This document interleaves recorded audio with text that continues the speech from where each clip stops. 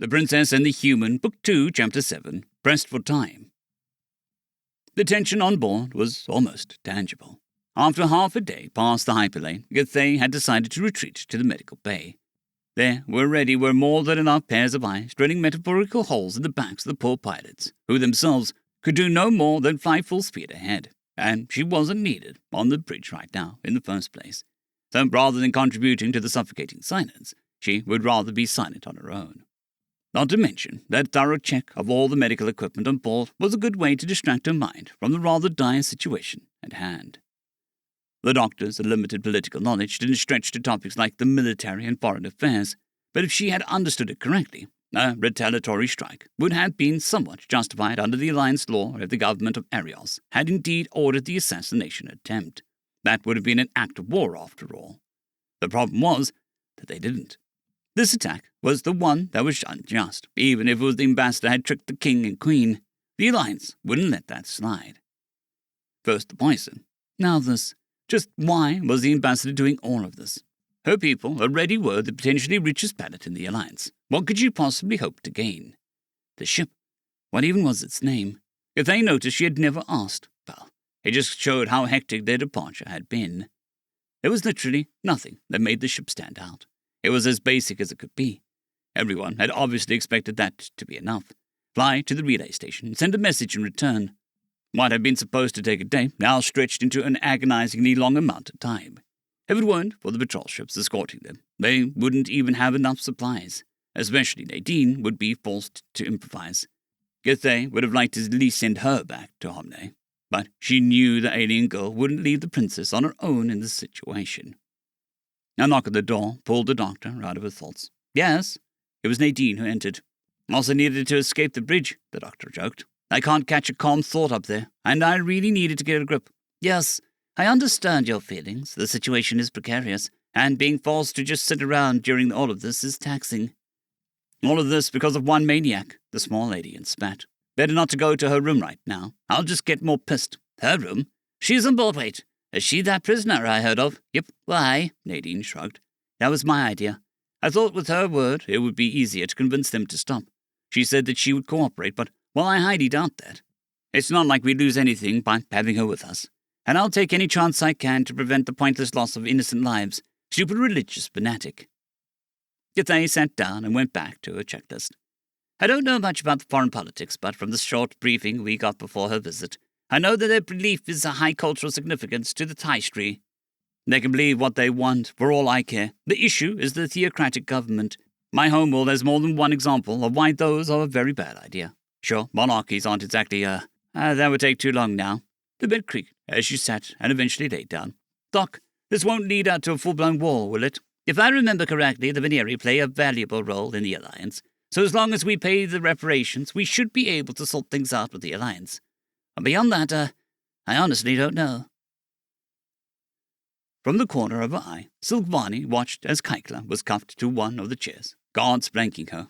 Finally, after 10 agonizingly long days, they were about to get the fleet in direct communications range. Don't you think this is a bit much? The former ambassador mocked. We're in a finite space. I have no weapons, and it's not like I can do much anyway. Well, that is running around, she added, while nodding in Nadine's direction. Staying calm to her provocation was challenging for the princess, especially after the stress of the last 10 days. A criminal like you has no right to talk about her like this. You will only speak again once the channel is open and rectify this mess. The Taistri merely shrugged. Can you even be sure she's really a noble? She never defends herself like someone of a proper upbringing would. The way that she just accepts all slander reminds me more of a peasant who subconsciously knows better than to correct her superiors. How do you know you aren't getting tricked? Silvani didn't get a chance to answer, as at that moment the comm channel got opened. This is Admiral Middleton of the clan Tasvani. Your code was confirmed. Please state your occupation. Uncle, it's me, Silvani all but shouted into the microphone, discarding all etiquette. You need to stop this attack, Your Highness. And I was wondering why the 10 ship suddenly joined us. This is irrelevant. You need to cease attacking immediately. You've been tricked. I can prove it. Sil, calm down. Stumped by his answer, Silvani was indeed quiet, albeit just for a moment. But what? No, listen to me. You need to... I am listening. But this is no topic to be discussed on an open comm channel. I will await you on the Unifier. That was it. Deafening silence followed. Sevaren didn't even know how to react to this, feeling as if she'd just gotten punched in the face. Eventually, it was Nadine who spoke again. Did he just hang up on us? I'm not familiar with the phrase, the operator answered, but they did close the channel. Yes, that's what it means. And to add insult to injury, Kaikla started to laugh. How fitting that unhinged royalty appointed a warmonger. Unlike previous insults, this comment did trigger a response from Nadine. What the fuck is supposed to be funny about this? Isn't this your planet? What is wrong with you? Oh, so now you can speak again? But yes, exactly. It is my homeworld, not yours. Why would you care? Of course I care. When some maniac endangers innocent people for some stupid power play. Don't you have family down there? Are you fine with just throwing their lives away? The Taistri cocked her head. What are you talking about? How would a fight between soldiers harm civilians? The small alien had seemingly no idea how to answer that, just staring confused for a while. Finally, she turned her head to Sevaren, leaving the princess just as confused, albeit for apparently different reasons. I don't know what you expect me to say to this, the princess admitted. That was simply a true statement. Okay, let's postpone that topic for now. There are still the lives of countless soldiers as well. Kaikla shrugged. Sure, but those are soldiers. They know what they signed up for. If it was for the betterment of the goddess's chosen people, they will gladly do their duty. And if this escalates into a war, I doubt it will. But even if it was Homne who attacked unjustly, the Alliance will side with the Taistri, and the Veneri will have deserved it. That was unfortunately correct. Even if her parents had gotten tricked, it would have been their duty to verify information. That was one of the reasons why they needed to sort this out before the Alliance learned of this. Just one merchant ship appearing could already be catastrophic. But it is not like I have no regard for their lives. I will still pray for their safe passing of the ones lost. That is why I agreed to help you, after all. I achieved my goal. Further deaths are unnecessary. As if that would make things... Forget it. This is pointless. The small alien turned her back to the former ambassador and threw herself into a chair with a force that made Sevaren fear it would break. A normal chair probably would have, but on a spaceship things were usually built sturdier. In a way, while some of Nadine's thoughts eluded her, she could at least understand her frustration. The fact that common sense wasn't necessarily the same across cultures was a lesson the princess had to learn early. Escort her back to her room, but be ready to get her again once we reach the Unifier. Sevaren ordered the guards, who promptly complied. What do we know about the state of the battle? She added, once she was gone. We analyzed the telescopic images, but we can't seem to find any combat. Just our home fleet hovering in orbit, the operator answered.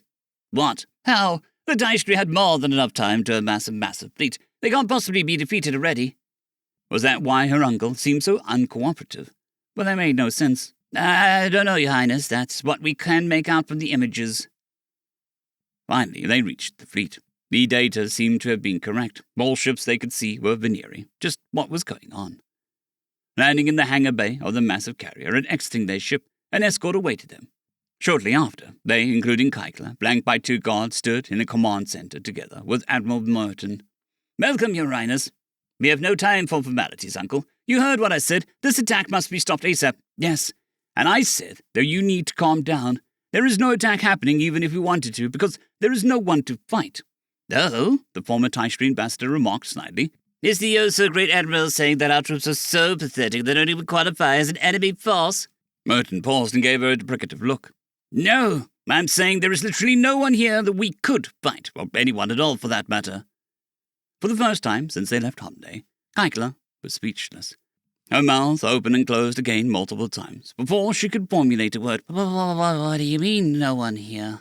I mean exactly as I said. We have not been able to fight anyone, either in orbit nor on the planet. Have you checked everywhere? She asked, with an audible panic, seemingly having discarded her mask. Obviously we haven't. It's a planet. We are screening the surface as we speak, but all the cities we've looked at so far are deserted. End of chapter.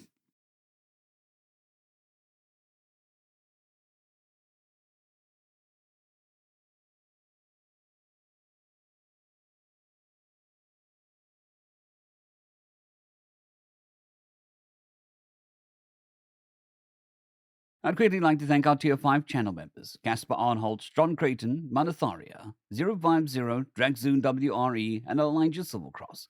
Thank you very much.